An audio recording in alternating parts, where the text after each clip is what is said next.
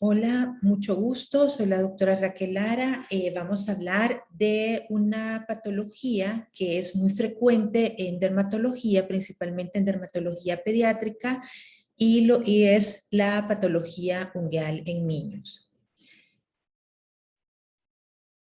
Sabemos que la patología ungueal es una de las consultas más frecuentes, principalmente en dermatología pediátrica. Los papás de estos niños llegan a nuestra consulta con una angustia porque ellos tienen la idea de que tienen una infección muy severa o que pueden tener un honguito que puede complicar prácticamente el crecimiento de la uñita o del piecito.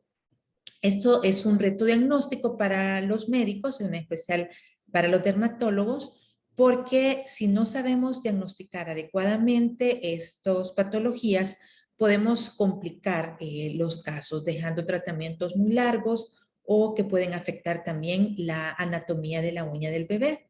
Tenemos que existen algunos cambios en las uñas de los recién nacidos y del lactante, los cuales son autolimitados y estas se consideran como parte del proceso madurativo del aparato ungueal. En la patología ungueal tenemos unas alteraciones que pueden ser congénitas y otras adquiridas. Las alteraciones congénitas o signos de enfermedad hereditaria no son evidentes al nacer, pero van apareciendo durante los primeros meses de vida. Las alteraciones morfológicas son diversas y van a recibir diferentes nombres que generalmente son bastante difíciles de recordar. En cuanto a los cambios fisiológicos, tenemos que el desarrollo de las uñas va a depender de la convergencia de los procesos fisiológicos locales o sistémicos. Vamos a encontrar que existen diferencias fisiológicas tanto de los niños como en los adultos. En los prematuros vemos que las uñas de las manos van a crecer un poco más lenta que en los niños de término. Y existen también alteraciones temporales relacionadas a las condiciones como el embarazo o el estrés que el bebé ha sufrido durante el parto. Tenemos algunas alteraciones temporales como las bandas de Terry, las líneas de Bo o coloniquia temporal del primer ortejo. Vamos a encontrar unas uñas más delgadas o anchas con algún tejido periungueal redundante o preeminente que va a ocasionar una pseudo-onicocriptosis, la cual generalmente es transitoria y en algunas ocasiones puede ser de una uñita o bilateral. La resolución de este es espontánea al cabo de un par de añitos, de unos años, y el tratamiento nada más consiste en observar. El tratamiento generalmente es convencional. Les recomendamos a los papás hacer algún tipo de masaje para poder abrir el canal de la uña, que la podemos hacer ya sea con algún antibiótico en ungüento, en cremita, o con la misma vaselina o una crema que sea más fácil de manipular. En caso de inflamación o infección, se puede recomendar también alguna mezcla de un antibiótico con antiinflamatorio. La onychoschisis y la paronychia generalmente vamos a encontrarla posterior a la succión del pulgar. Dentro de los cambios fisiológicos, como hemos mencionado, es el crecimiento de las uñas en niños puede ser similar a lo de los adultos, pero ya cuando van teniendo una edad, por ejemplo, de unos 2 años. Aproximadamente vamos a tener un crecimiento de 1 a 1.5 milímetros por mes en las uñas de los pies y de 3 milímetros en uñas de manos. En la etapa neonatal y durante la adolescencia vamos a encontrar que la velocidad de crecimiento de las uñas se va a triplicar y esto va a ser determinante para el desarrollo de enfermedades adquiridas que van a afectar la placa ungueal, como la onicocriptosis o las paronychias, que van a precisar la renovación en algunas ocasiones completa de la uña. En cuanto a los cambios del recién nacido, como les mencionaba, y del lactante, generalmente las alteraciones son autolimitadas, no necesitan tratamiento. Como les menciono, es parte del proceso madurativo del aparato ungueal y ocasionalmente pueden verse estos cambios en otras edades en la vida, como por ejemplo la adolescencia. Tenemos en estos casos la presencia de coloniquia transitoria, en la que observamos en las uñas, principalmente el recién nacido, van a ser uñas frágiles, finas que van a tener cierto grado de inversión, es decir, se hacen como que fueran con una curva para afuera. También lo podemos ver alteraciones en los ejes transversales y longitudinales. Este tipo de alteraciones no va a requerir tratamiento y generalmente se van a corregir espontáneamente. ¿Cuáles van a ser las correlaciones que vamos a encontrar entre los hallazgos clínicos de las uñas y la localización anatómica de la lesión unguial? Vamos a encontrar, por ejemplo, en el área anatómica comprometida, cuando está comprometida la matriz proximal, encontramos alteraciones como las líneas de Bow, un piqueteado, las estrías longitudinales, fisuras longitudinales, encontramos onicorexis o traqueoniquia. Cuando la alteración está a nivel de la matriz distal, encontramos una leuconiquia verdadera.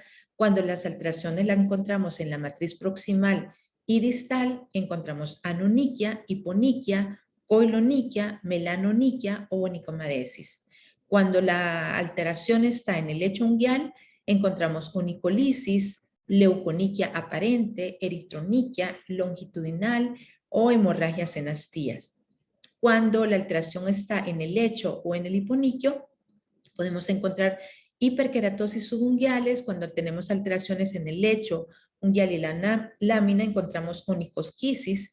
Cuando la alteración está en el pliegue unguial proximal, podemos encontrar paroniquias o eritemas periunguiales y hemorragias. Aquí tenemos, por ejemplo, una de las alteraciones con más frecuencia que vemos en los niños, las alteraciones unguiales. Vamos a encontrar las líneas de Bow, que son depresiones transversales a la lámina unguial, la coiloniquia, que es una uña cóncava o en cuchara, la cromoniquia, en la que encontramos uñas pigmentadas. Hay alteraciones en la coloración de las uñas que pueden aparecer blancas, amarillas o un color verde o incluso marrón. La eritroniquia, en la que encontramos una uña de color rojo de forma total, subtotal o longitudinal o transversal. La leuconiquia, en la que encontramos una uña de color blanco de forma completa. La melanoniquia, en la que vemos alteraciones del color, principalmente se van a volver oscuras, un color marrón o oscura. La onicocriptosis, que es la famosa uña encarnada. La onicogrifosis, que encontramos un engrosamiento con deformación y cromoniquia de la lámina unguial. La onicolisis, en el que encontramos un despegamiento de la uña a partir del lecho unguial, persistiendo su unión a nivel de la matriz. Onicomadesis, por ejemplo, en el que encontramos un desprendimiento de la uña de la zona proximal. Onicomicosis, que es la famosa infección unguial por hongos. Onicorexis, en la que encontramos fisura o rotura longitudinal de la lámina unguial, que puede ser única o múltiples. La onicosquisia, en el que encontramos despegamiento, descamación de las uñas, principalmente en el borde distal. Paquioniquia, en la que encontramos un engrosamiento de la uña con hiperkeratosis subunguial. Paroniquia es la infección o inflamación de la piel que rodea la uña. Perionixis, que es la inflamación alrededor de la uña sin infección. Los pits, que son los hoyuelos o hundimientos dentro de la lámina unguial. La retroniquia, en la que encontramos un incrustamiento o introducción de la parte proximal de la uña en el pliegue proximal unguial. Y la traqueoniquia, en la que encontramos uñas gruesas, rugosas, color mates, con una descamación y fisuras distales, y encontramos depresiones puntiformes en el dorso de la lámina unguial. Para hablar un poco de algunas características, tenemos la coiloniquia, en la que vemos las uñas en cuchara. Esto es muy frecuente encontrarlos en los niños, como podemos ver en las imágenes, por lo delgado de la uña. Las líneas de Bow, como podemos ver en esta imagen, esto lo podemos ver durante los primeros días de vida y se puede ser ocasionada por una detención transitoria del crecimiento producto de la adaptación del recién nacido o del estrés posparto. Esta aparecen como una línea o un surco transversal que se va a hacer evidente prácticamente al torno del mes de vida. En las manos, estas líneas van a desaparecer en un periodo de 3 a 4 meses y en los pies pueden llegar a estar detenidas durante unos 2 años. Cualquier enfermedad infecciosa o inflamatoria aguda, como los traumatismos, los tumores o ciertos fármacos, pueden originar también alguna detención del crecimiento de las uñas y provocar unos trastornos o alteraciones idénticas a las líneas de Bow en cualquier momento de la vida.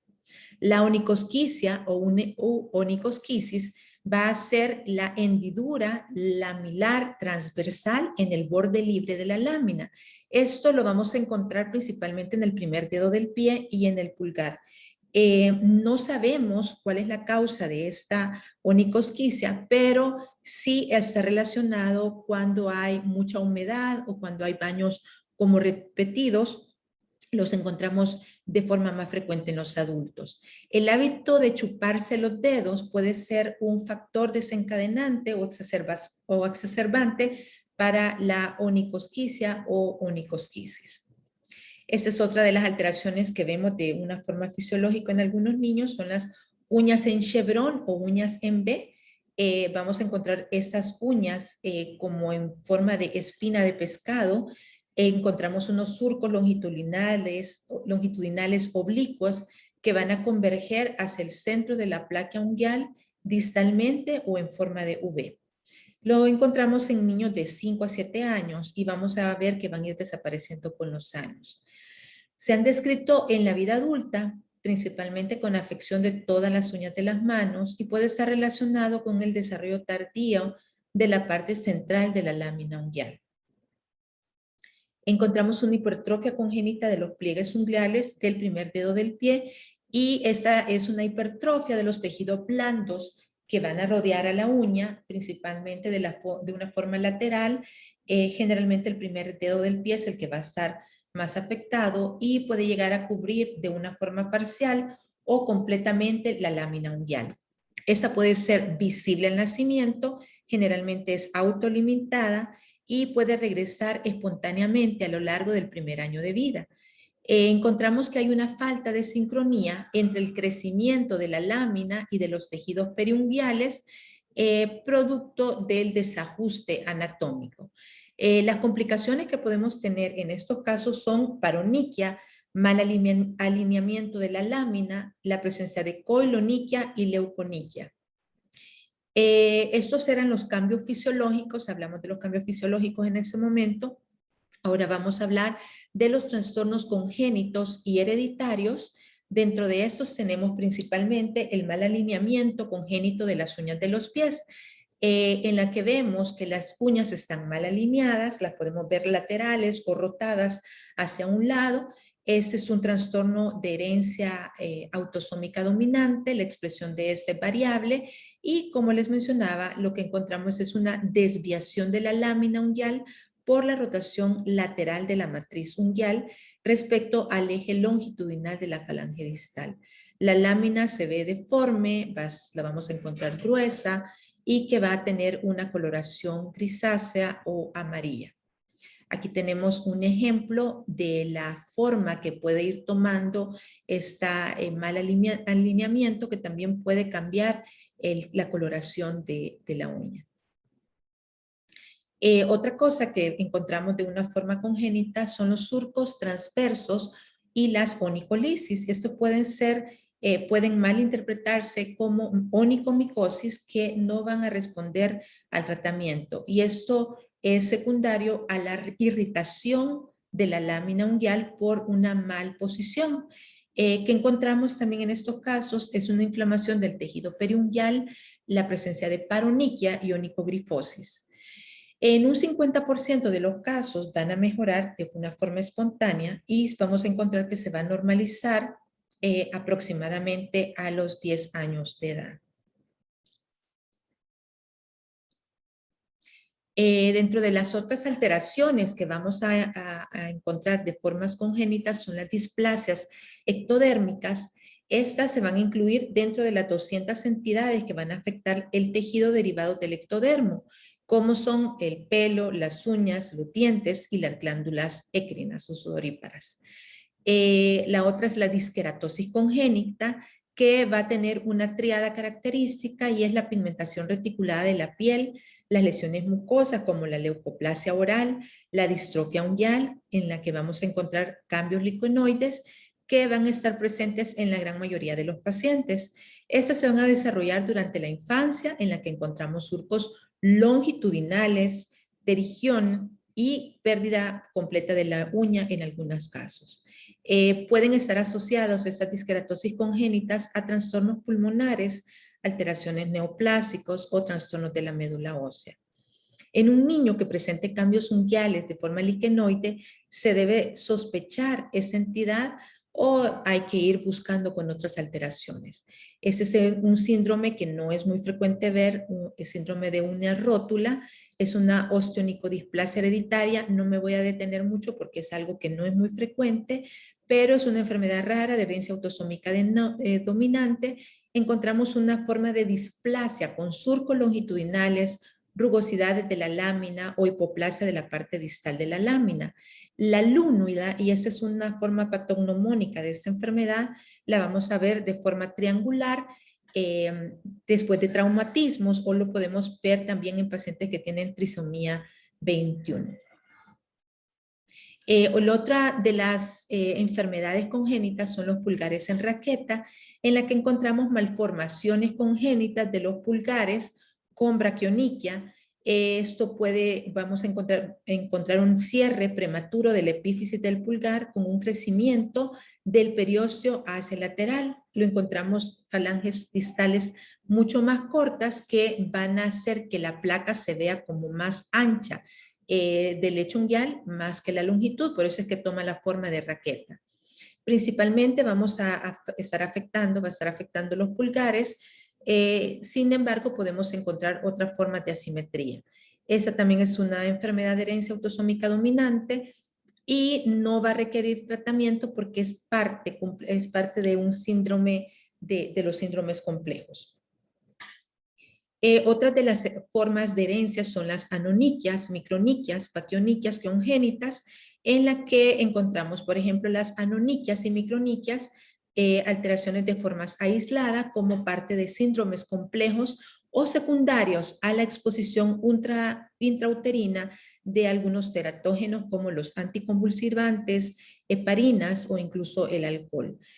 La paquioniquia congénita es una enfermedad de herencia autosómica dominante que vamos a encontrar anomalías en las uñas con una queratinización anormal que también es acompañado de piel y mucosas. Existen 4 subtipos de estos, pero el más frecuente es el tipo 1, que es el Jadasson-Lewandowski, en la que encontramos un engrosamiento progresivo de las uñas, principalmente de las uñas de las manos y de los pies.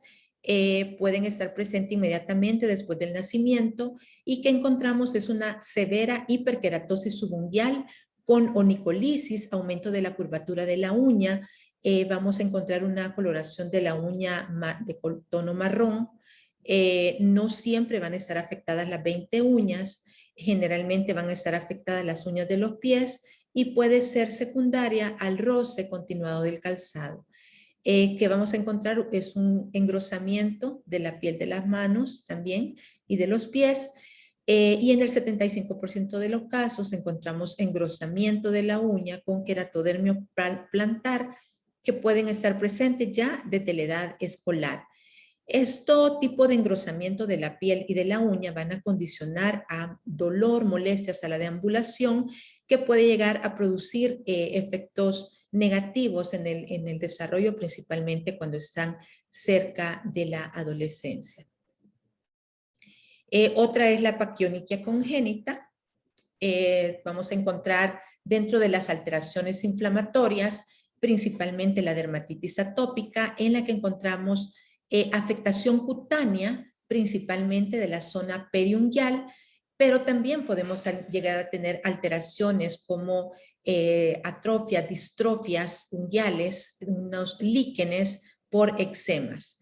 Puede estar afectada la matriz de la uña y esto va a condicionar a la aparición de lesiones que van a estar alterando la lámina unguial, como vemos en la imagen. Podemos encontrar leuconiquias, líneas de Bow, onicolisis, como vemos en el inicio del primer dedo. Dentro de las otras enfermedades inflamatorias que vamos a estar viendo que hay afectación ungueal es el líquen estriado o líquen estriado. Es una dermatosis siempre inflamatoria, como podemos ver en la imagen, va a tener una alteración por una cicatriz, por una alteración crónica. Va a estar afectando a los niños, es una dermatosis inflamatoria benigna y autolimitada. ¿Y qué es lo que vamos a encontrar? Vamos a encontrar inicialmente pequeñas pápulas, como estamos viendo en la parte de abajo de la uña, aplamadas, que pueden ser asintomáticas y que van a ir siguiendo las líneas de Blaschko hasta ir deformando y producir una hiperkeratosis ungueal en la línea media. Encontramos un adelgazamiento de la lámina, podemos encontrar un piqueteo, unos surcos longitudinales, la presencia de onicolisis, fisuración de los bordes y generalmente está concomitante a la afección de piel. Tenemos algunos procesos inflamatorios también que pueden tener algún tipo de alteración, como en el caso de los niños que tienen alopecia areata. Hay que buscarle siempre alteraciones a nivel de la lámina ungueal porque pueden estar relacionados hasta un 20% con la presencia de estas alteraciones. Las afecciones ungueales pueden preceder o aparecer al mismo tiempo del diagnóstico de alopecia areata. ¿Cuáles son las manifestaciones más frecuentes que vamos a encontrar? Como podemos observar en la imagen, un piqueteado superficial o pequeños hoyuelos que van a tener una disposición ungueal o puedes tener una distribución muy parecida al de psoriasis. Vamos a encontrar un adelgazamiento de la lámina ungueal, estriaciones longitudinales que pueden dar un aspecto de traqueoniquia. Este tipo de alteraciones ungueales no requiere tratamiento. El manejo prácticamente es sintomático con lubricantes. En algunas ocasiones se pueden dejar esteroides de alta potencia. Otra de las afectaciones frecuentemente que vemos, no tan frecuente en los niños, es la psoriasis, en la que encontramos la característica más importante son los pits, principalmente o hoyuelos en las uñas de las manos. Encontramos las manchas famosas de aceite o manchas color salmón, la presencia de traqueoniquia, onicolisis distal, hemorragias en astillas, que son bastante patognomónicas de la psoriasis, o hiperkeratosis subungueal. El tratamiento en estos casos es muy difícil y muchas veces es frustrante porque el paciente no mejora a pesar de los múltiples tratamientos. De la misma manera, se pueden utilizar esteroides tópicos de alta potencia o incluso intralesionales. Dentro de las infecciones que van a estar afectando la uña, tenemos a la cabeza la paronychia aguda. Esta va a ser una infección del tejido periungueal que está rodeando la uña. Habitualmente puede ser secundaria a infección por Staphylococcus aureus, aunque podemos encontrar otras bacterias que también pueden estar relacionadas como Streptococo, hongos o incluso algunos virus que también pueden producir este tipo de paronychia, como los herpes. El cuadro clínico puede estar precedido por un pequeño trauma o una heridita que posteriormente empieza a formar un eritema, posteriormente edema, al secundario se introduce alguna bacteria y esto puede producir una inflamación severa con dolor intenso. Como podemos observar en la imagen, este es el diagnóstico clínico característico de una paronychia aguda que puede producirse también, como les digo, después de algunos traumas, que puede incluso llegar a afectar con pequeños abscesos periungueales. El tratamiento se va a realizar de acuerdo al agente que va a estar causando. En algunas ocasiones es necesario hacer limpiezas o curetajes o drenajes quirúrgicos. Siempre es recomendable confirmar el diagnóstico con algún cultivo. Esa es otra forma de inflamación secundaria al virus del herpes en la que encontramos el panadizo herpético. Es una paronychia inflamatoria causado por el virus del herpes simple que va a ser mucho más frecuente en la infancia. Que encontramos es la presencia de eritema, edema, hay un dolor intenso en el dedo, en la que encontramos aparición de vesículas, como podemos observar en la imagen, pústulas, que pueden afectar no solamente el tejido periunguial, sino que también involucrar la uña. Puede acompañarse en este caso de fiebre, linfadenopatías, linfangitis. Algunos pacientes pueden tener la presencia inmediata de gingivoestomatitis y el diagnóstico de este es clínico con los antecedentes que hemos mencionado. Se puede hacer el estudio de un test de sangre para descartar la presencia del virus del herpes. Y el tratamiento pues es al mismo tiempo que los antiinflamatorios, antibióticos, hay que dar un tratamiento antiviral específico. Las verrugas, muy conocidas por todos, son pápulas hiperqueratósicas que están caracterizadas por la presencia de pequeños capilares trombosados y hemorragia puntiforme. Esos pueden afectar también los pliegues laterales de las uñas, principalmente el pliegue proximal y el lecho, y esto puede llegar a condicionar ciertas distrofias unguiales. Debido a la naturaleza de estas verrugas, el curso es benigno.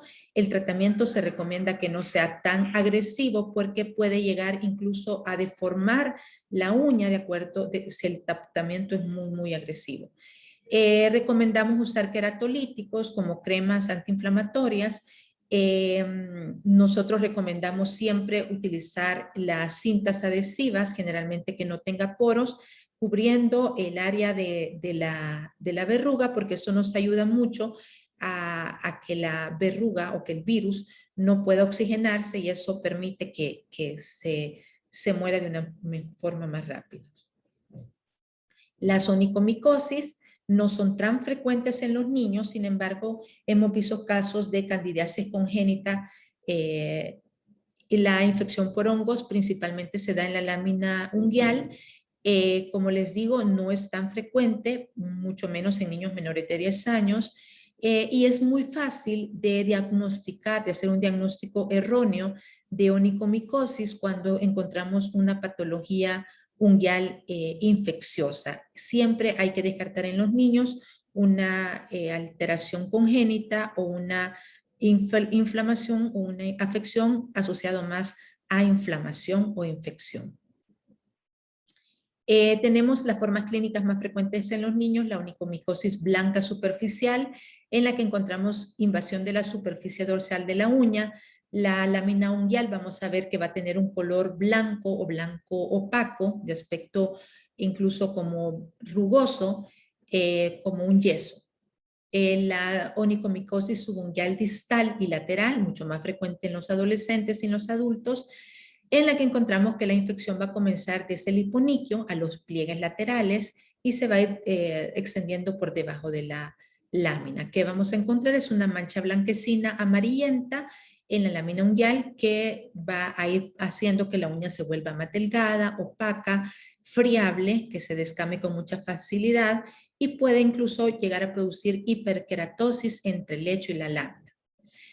Con el tiempo esta uña se puede volver de un color más parda o negra o incluso está relacionado con tiña pedis.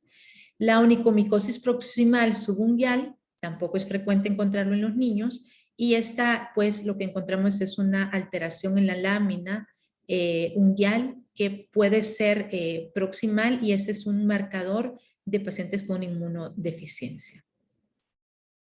Las melanoniquias longitudinales, estamos hablando ya de los trastornos pigmentarios de las uñas, es la presencia de pigmentación de color marrón, clara o oscura, que vamos a tener la presencia que puede ser toda la uña o una banda longitudinal. Cuando existen varios dedos afectados, pueden deberse a distintas causas, como la fricción principalmente de los zapatos apretados, o traumatismos a repetición o incluso está relacionado a morderse las uñas o onicofagia. El consumo de algunos fármacos también está relacionado a la presencia de melanoniquia, principalmente cuando se han ingerido minociclinas, azatioprinas o hidroxicloroclinas. Siempre hay que descartar alteraciones endocrinológicas por desnutrición o por una melanoniquia racial. Cuando la melanoniquia va a afectar una sola uña, generalmente está producida por es producida por un nevo melanocítico. Aquí tenemos un caso de una melanoniquia racial en la que solamente vemos un cambio de coloración en las uñas de un color pardo marrón generalizado. Y este es el famoso nevo melanocítico que lo encontramos en la matriz. Es una melanoniquia única, a diferencia de otras melanoniquias, longitudinal, que va sufriendo cambios, va teniendo cambios de color a lo largo y a lo ancho a lo largo de la infancia. Otra forma de melanoniquia son los hematomas subunguales, en la que encontramos pequeñas hemorragias producidas por traumatismos. Generalmente lo encontramos en los niños por atrapamiento con puertas o microtraumas, por ejemplo, cuando se muerden las uñas, o lo vemos mucho, por ejemplo, en los pacientes que son, en mi caso, veo muchos niños que son porteros y vemos alteraciones en los niños por los traumas repetitivos. Generalmente lo encontramos en uñas de mano, pero mucho más frecuente en los pies. En los adolescentes, como les digo, es por la actividad deportiva tan frecuente. A pesar del aspecto que se ve un poco dramático, a todos nos preocupa una hematoma subungual, estos resuelven espontáneamente en un par de meses. Las onicofagias también, que pues encontramos alteraciones por mordeduras frecuentes. Vemos que los niños se van mordiendo las uñas, las descaman, llegan incluso a tener deformidades de los dedos. Y generalmente podemos tener que hasta un 50% de los niños pueden llegar a tener este trastorno. Ahora lo vemos mucho más frecuente porque haber estado encerrados en la pandemia, los niños se generó mucha ansiedad. La onicomadesis es la separación no inflamatoria e indolora de la lámina unguial con la consecuente pérdida de la uña o de fluvium agium. Esta puede ocurrir entre 3 y 8 semanas después de una enfermedad aguda en la que encontramos un data de tensión del crecimiento de la matriz y posteriormente la lámina se cae o se descama. Lo vemos muy frecuente en enfermedades como enfermedad mano-pie-boca o cuando los niños han tenido enfermedades tan graves que descaman completamente como la necrolisis epidérmica tóxica, el síndrome de Steven-Johnson o otros fármacos. La onicocriptosis, ya estamos por terminar, o las uñas encarnadas, es una incrustación de la lámina unguial, principalmente del pliegue lateral, que es caracterizado por el exceso de la curvatura de la lámina unguial.